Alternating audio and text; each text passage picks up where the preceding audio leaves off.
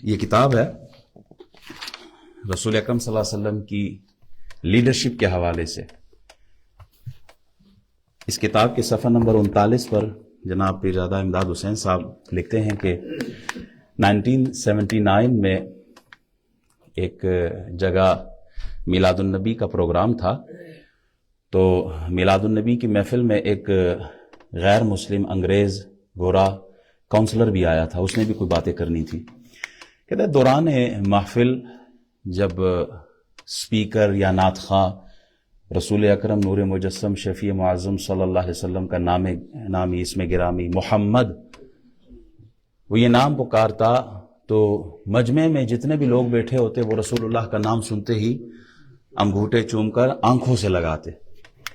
تو وہ گورا کاؤنسلر مجھ سے پوچھتا ہے کہ جناب سمجھ نہیں آ رہی یہ کیا ہو رہا ہے. جب محمد نام لیا جاتا ہے تو لوگ آنکھوں سے یہ انگوٹھے چوم کر آنکھوں پہ لگاتے ہیں, اس کا کیا معنی ہے اس کی. تو امداد حسین صاحب پیرزادہ صاحب فرماتے ہیں کہ میں سوچ میں پڑ گیا کہ اب اس کو کیسے میں سمجھاؤں یہ بات, لیکن اللہ نے میرے دماغ میں یہ بات ڈال دی. اور پھر میں نے اسے سمجھایا جب آپ اپنے کسی پیارے کو ایئرپورٹ چھوڑنے جاتے ہو نا, ایئرپورٹ چھوڑنے جاتے ہو اور وہ اس حصے میں چلا جاتا ہے جہاں پر یہ بورڈنگ کارڈ وغیرہ ملتے ہیں, جس جگہ پر چھوڑنے والا جا نہ سکے ایئرپورٹ کے قوانین کے مطابق, اس حصے تک جب وہ پہنچ جاتا ہے اور وہ آنکھوں سے اوجھل ہونے والا ہو, آپ کا دل چاہتا ہے کہ میں اس کے ماتھے پہ بوسہ دوں, میں اس کے ہاتھوں کو کس کروں, لیکن آپ کر نہیں سکتے.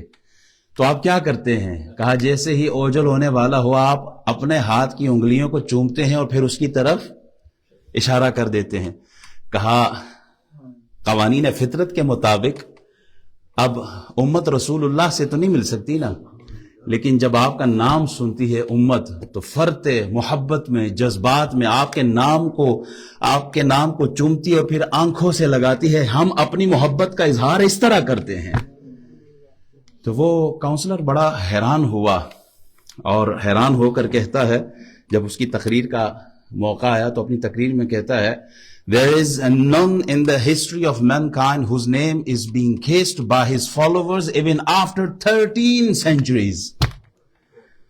تاریخ انسانیت میں کوئی ہستی ایسی نہیں گزری کہ جن کے ماننے والے 1300 سال 1400 سال گزرنے کے بعد بھی کہتے ہوں یا رسول اللہ کروں تیرے نام پہ جاں فدا, نہ بس ایک جاں دو جہاں فدا, دو جہاں سے بھی نہیں جی ورا, کروں کیا کروڑ جہاں نہیں.